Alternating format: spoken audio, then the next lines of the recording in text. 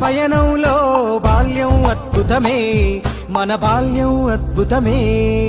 వీరి వీరి గుమ్మడి పండు వీరి పేరేమి, తాగుడు మూతలు దండకోర్ వీరి పేరేమి.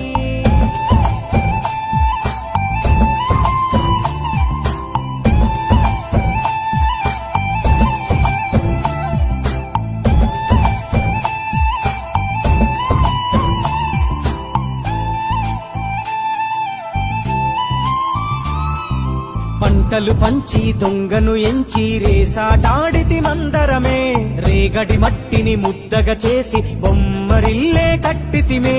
గద్దే వస్తే